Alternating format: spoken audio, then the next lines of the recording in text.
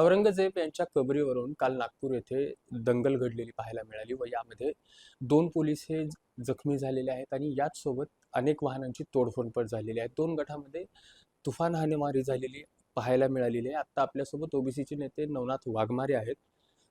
कसं पाहता या दंगलीकडं काय सांगाल? एक तर ह्या दंगलीला कुठलं महत्त्व द्यायला नाही पाहिजे आणि औरंगजेबाची कबर तोडण्याहून काही महत्त्वाचे बंद पडलेलं नाही.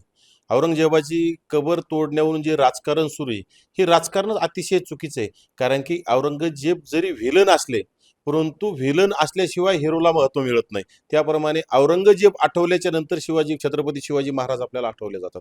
त्यामुळं औरंगजेबाची कबर का तोडावी आणि विनाकारण या राज्यामध्ये, या देशामध्ये हिंदू मुस्लिम दंगली घडवायच्यात का? असा कुठतरी प्रश्न सामान्य माणसाच्या आमच्यासारख्या कार्यकर्त्यांच्या मनात येतो. म्हणजे कुठतरी तुम्हाला महत्त्वाचे मुद्दे बाजूला सारायचे आणि कुठतरी हिंदू मुस्लिम दंगली घडवायचे आणि सगळे प्रश्न बंद करून टाकायचे आणि लोकांवर अन्याय काय बरेचसे आज बेरोजगारी असेल, अनेक कर्मचाऱ्यांचे प्रश्न असतील, शेतकऱ्यांचे प्रश्न असतील, शेतकऱ्यांच्या शेतमालाला भाव नाही, शेतकऱ्यांच्या खतांचे रेट गगनाला भिडलेले आहेत, शेती परवडत नाही. ह्या गोष्टीकडे सगळा कुणीतरी आवाज उठवल म्हणून हे असल्या काही गोष्टी या राज्यामध्ये घडत असतील तर या अतिशय निंदनीय आणि अतिशय चुकीच्या आहेत. कुठतरी त्या औरंगजेब असेल की औरंगजेबाच्या कबरीकडे मला तरी वाटतं सगळ्यांनी दुर्लक्ष केलं पाहिजे. तो खूप जुना विषय आणि त्याला पुन्हा उकरण्यात काही अर्थ नाही. बरं, याचसोबत आता जे सत्ताधारी आमदार आहेत यांच्याकडूनच या विषयाची उकल वारंवार केली जाते आहे. अबू आझमी विरुद्ध आपण विधान भवनामध्ये पाहिलं आहे किंवा कशा प्रकारचं नेमकं हे प्रकरण सुरू आहे. पण ह्यामुळे तुम्ही म्हणल्याप्रमाणे कोणत्या कोणत्या प्रश्नाला बगल मिळते असं वाटतं? एक तर अबू आझमी हे सुद्धा पोपट आहेत. म्हणजे कुठंतरी कोणीच आता मी सांगण्याची गरज नाही त्यांना कोणी बोलायला लावलं असेल म्हणून. म्हणजे अबू आझमीने कुठेतरी औरंगजेबाचा विषय काढायचा, त्या सभागृहात रणकंदन सुरू करायचं आणि महत्वाच्या विषयाला बगल जाते मग त्यामध्ये. म्हणजे अबू आझमी, औरंगजेब, हिंदू मुस्लिम ह्या विषयावर बाईट मीडिया चलती, ह्या विषयावर पूर्ण महाराष्ट्राचं लक्ष चलतं. परंतु आज राज्यामध्ये ओबीसींची जातनिहाय जनगणना व्हावी म्हणून महाविकास आघाडीच्या सरकारनं कुठंतरी काही 200 कोटी देऊ आणि जनगणना करू तो विषय घेतला. त्याच्यानंतर सरकार बदललं, ते पेंडिंग विषय आहे. त्या निमित्त आज पुन्हा महाज्योतीचा विषय, महाज्योतीच्या विद्यार्थ्यांना फेलोशिपचा विषय, ते विद्यार्थी आत्महत्याच्या तयारीत काही विद्यार्थी, यांच्याकडे कुणाचं लक्ष नाही. म्हणजे सारथीला वेगळा न्याय, बार्टीला वेगळा न्याय आणि महाज्योतीला वेगळा न्याय. म्हणजे सर्व लोकांना भारताच्या संविधानानुसार डॉक्टर बाबासाहेब आंबेडकरांनी सर्वांना हक्क मागण्याचा अधिकार दिलाय आणि कुठेतरी निधी सर्वांना ठरल्याप्रमाणे सुद्धा असताना सुद्धा कुठेतरी तुटपुंजा निधी देणं, ओबीसींच्या सवलती बंद करण्याचं काम, ओबीसी महामंडळांना निधी नाही.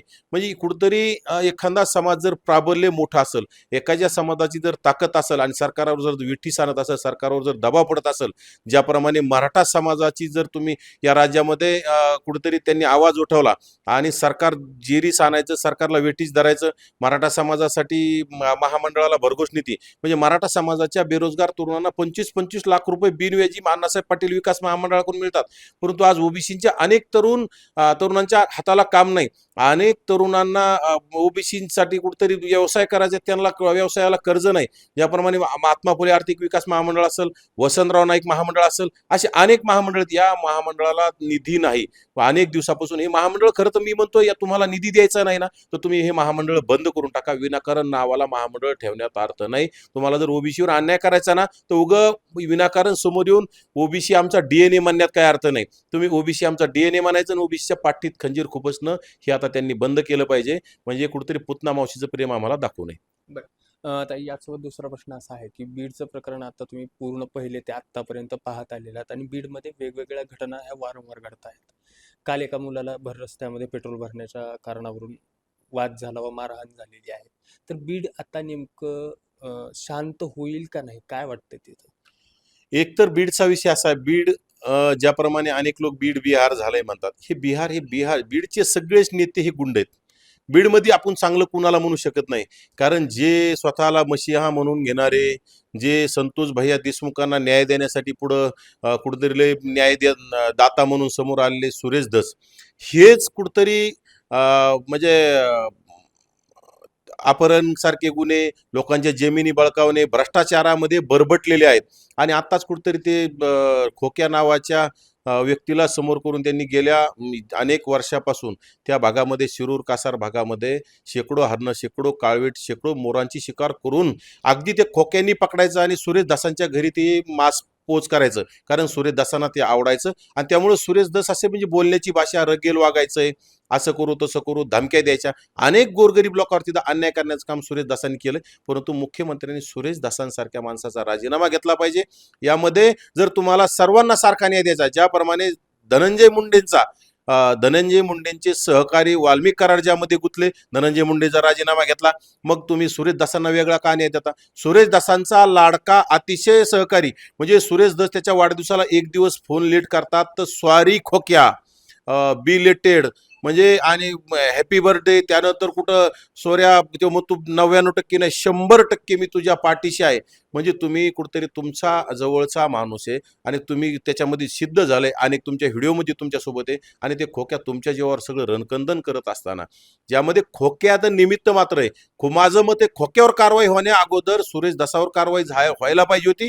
सुरेश दासांचा तात्काळ मुख्यमंत्र्यांनी राजीनामा घ्यावा. सुरेश दासांची SIT मार्फत चौकशी करावी, CBI मार्फत चौकशी करावी आणि गरज पडली तर खोक्या आणि सुरेश दासांच्या नार्को टेस्ट कराव्या. सुरेश दासांनी हरणाचं, काळविटाचं, मोराचं मांस खाल्लेलं आहे. मी आज बी तेच बोलतो. नक्कीच दूध का दूध, पाणी का पाणी होईल आणि सुरेश धस हे आरोपीच्या पिंजऱ्यात तुम्हाला आणि आरोपी असलेले तुम्हाला सिद्ध होतील. बरं, याचसोबत आज माऊली सोट हे लातूरचं जे प्रकरण होतं, तरुणाचा खून करण्यात आलेला होता, ते प्रकरण आत्ताही जैसे थे आहे. आता याच्यामध्ये काय वाटतं तुम्हाला नेमकं? विषय या जिल्ह्यातील लाडके आणि मुख्यमंत्र्याशी अतिशय जवळचे आमदार असणारे अभिमन्यू पवार कुठं बीडला जाऊन संतोष भायांना न्यायाची भूमिकेची मागणी करता. मग त्यांची इथं काय डोळे झाकलेले आहेत का? तुम्ही या भागाचे प्रतिनिधी आहात, या जिल्ह्यामध्ये तुम्ही नेतृत्व करत आहात. या जिल्ह्यातील आमदार अमित देशमुख काय करतात? या जिल्ह्यातील माजी आमदार रितेश देशमुख काय करतात? या जिल्ह्यातील आमदार ते कोण आता त्या धीरज देशमुखच्या जागेवर निवडून आलेले कराडाप्पा ते काय करतात? यांनी काय झोपा काढायला लागलेत का? तुमच्या मतदारसंघात अतिशय गरीब धनगर कुटुंबातील तरुणाचा अमानुषपणे त्याची हत्या करण्यात आली आणि हे जर आमदार सोबत असतील, याला आमदार म्हणण्याला काही अर्थ नाही. समाजाने यांना खरं तर येणाऱ्या काळात घरापर्यंत येऊन दिलं नाही पाहिजे. अशा लोकांना प्रतिनिधी म्हणून आपण पुन्हा निवडून दिलं नाही पाहिजे. हे कुठंतरी आणि खरं तर अभिमन्यू पवार अतिशय जातीवादी आमदार. म्हणजे तुम्ही संतोष भैयांना न्याय मागता, संतोष भैया देशमुखांच्या कुटुंबाला मदत करण्यासाठी तुम्ही निधी संकलन या तालुक्यामध्ये, या जिल्ह्यामध्ये सुरू केलं. तुमच्या कार्यकर्त्यांना तुम्ही इन्स्ट्रक्शन दिलेत की संतोष भैया देशमुख यांना तुम्ही मदत केली पाहिजे. मग त्याप्रमाणे हा सुद्धा अतिशय गरीब कुटुंबातला आहे. आरोपींना जातीचा विषय नसतो आणि ज्याच्यावर अन्याय झाला त्याची सुद्धा आपण जात पाहिली नाही पाहिजे. ज्याप्रमाणे संतोष भैयांना मदतीचा निधी देणं तुम्ही सुरू केलं, ज्याप्रमाणे संतोष भैयासाठी जाऊन तुम्ही मोर्चात सामील होता, संतोष भैयांना न्यायाची मागणी करता, त्याप्रमाणे तुम्ही माऊली सोटच्या विषयी तुम्ही बोललं पाहिजे. माऊली सोटला मदतीसाठी तुम्ही लोकांना आवाहन केलं पाहिजे. माऊलीचं गरीब कुटुंबे त्यांना सुद्धा न्याय मिळाला पाहिजे, त्यांना मदत झाली पाहिजे आणि जेवढे माऊलींच्या हत्येचे मारेकरी असतील त्या सर्व लोकांवर मकोका अंतर्गत कारवाई झाली पाहिजे. कारण 15-20 लोकांनी त्यांना मारहाण केली आहे. संघटित गुन्हेगारीचा गुन्हा त्यांच्यावर दाखल झाला पाहिजे. परंतु मुख्यमंत्र्यांनी ह्या बारीक सारीक गोष्टीकडे लक्ष दिलं पाहिजे.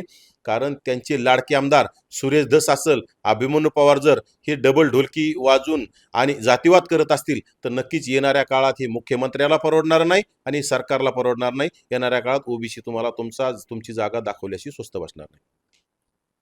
Rishikesh Holikar, Maharashtra times online, Latur.